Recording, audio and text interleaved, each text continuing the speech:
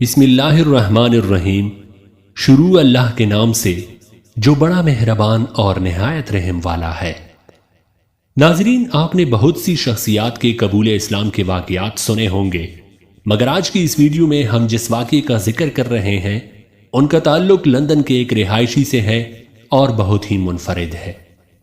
London کے اس رہائشی کے قبول اسلام کرنے کا واقعہ اولڈ ٹریفڈ میں واقع مانچسٹر یونائیٹڈ اسٹیڈیم سے قرآن پاک کے ایک نسخے کی دریافت سے ہوا۔ یہ واقعہ سن 2007 کی ہے اور یہ وہ وقت تھا جب یوسف مانچسٹر یونائیٹڈ کلب کے لیے کام کرتے تھے۔ ایک روز کام ہی کے دوران انہیں اسٹیڈیم سے قرآن پاک کا ایک نسخہ ملا۔ اسلام کو تلاش کرنے کے اپنے سفر کے بارے میں بات کرتے ہوئے انہوں نے بتایا کہ یہ تھوڑا عجیب تھا، یعنی اسٹیڈیم سے قرآن پاک کا ملنا، اور جب مجھے وہ قرآن کا نسخہ ملا تو وہ تھوڑا گردآلود تھا۔ اس نسخے کو دیکھتی ہی میرے اندر ایک احساس پیدا ہوا کہ میں اسے اٹھاؤں اور صاف کروں۔ ایک نجی ٹی وی چینل کو اپنی یہ کہانی وہ شمالی لندن میں واقع انڈونیشین اسلامک سینٹر میں بیٹھے ہوئے بتا رہے تھے۔ نیلی جلد والے قرآن کو صاف ستھرا کرنے کے بعد انہوں نے اسے اپنے کمرے میں رکھ لیا، یہ جان کر بھی کہ گھر میں قرآن پاک موجود ہے۔ یوسف کی شریک حیات نے ان سے اختلاف کیا اور اس بات پر ناراض بھی ہو گئی۔ یوسف کی ساتھی نے انہیں متنبہ کیا کہ یہ کتاب ہمارے گھر میں نہیں ہونی چاہیے، ورنہ میں اسے کوڑے دان میں پھینک دوں گی۔ یوسف نے جواب دیا کہ اس سے پہلے کہ تم اس قرآن کو پھینکو، میں تمہیں کہیں پھینک دوں گا۔ یوسف کا یہ جواب سن کر ان کی ساتھی نے استفسار کیا کہ تم مسلمان نہیں بھی ہو تو پھر ایسا کیوں کر رہے ہو؟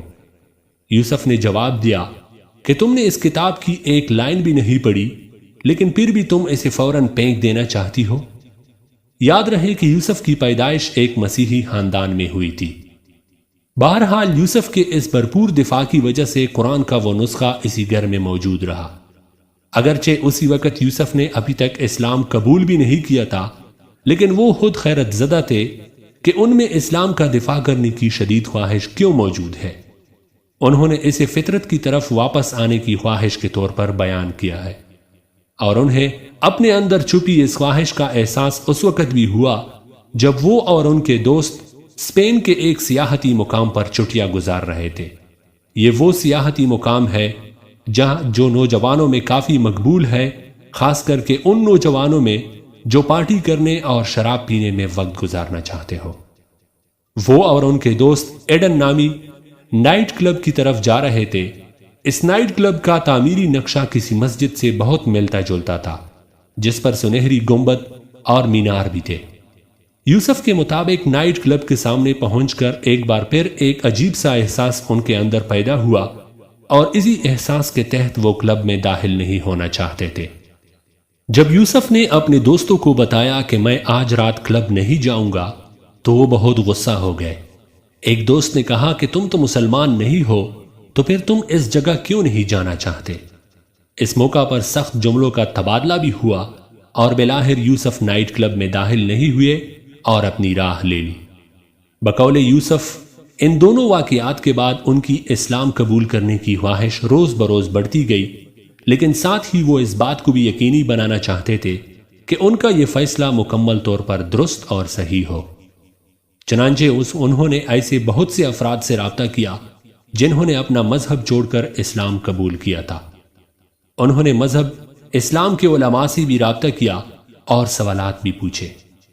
ان کا اسلام قبول کرنے کا فیصلہ اسی وقت اور بھی پختہ ہو گیا جب وہ ایک ایسے مسلمان سے ملے جو اسلام کے بارے میں ان کے سوالات کا تسلی بخش جواب دے سکتے تھے، جیسے کہ اللہ اور پیغمبر اسلام کے حوالے سے وضاحت۔ اور جب انہیں اسلام کے بارے میں مختلف سوالات کے جوابات ملے تو وہ اسلام قبول کرنے کے اپنے فیصلے کے حوالے سے پر اعتماد ہوئے۔ اور پھر وہ موقع آیا جب یوسف نے اپنے گھر کے قریب واقع ایک مسجد کی انتظامیہ سے رابطہ کیا اور کلمہ پڑھ لیا۔ یہیں سے یوسف کی ظاہری اور باطنی شخصیت کی مسلمان ہونے کی طرف منتقلی شروع کی، جس کی شروعات ایسی عادتوں کو ترک کرنے سے ہوئی جو اسلام میں جائز نہیں۔ انہوں نے داڑھی بھی رکھ لی اور ہمیشہ مسجد میں جماعت کے ساتھ نماز پڑھنے کی کوشش بھی کرتے تھے۔ یوسف کہتے ہیں کہ سچ پوچھے تو تبدیلی کا یہ سفر آسان نہیں ہے۔ میں یہ بھی جانتا ہوں کہ جو خواتین اسلام قبول کرنا چاہتی ہے ان کے لیے یہ تبدیلی اور بھی زیادہ مشکل ہے۔ ان کے لیے میرا مشورہ یہی ہے کہ اس دوران ثابت قدم رہے۔ جو خواتین اسلام قبول کرنا چاہتی ہے انہیں مزید زیادہ طاقت کی ضرورت ہوتی ہے۔ اس کے علاوہ اسلام قبول کرنے میں ان کی مدد سٹیپس ٹو اللہ نامی گروپ نے بھی کی۔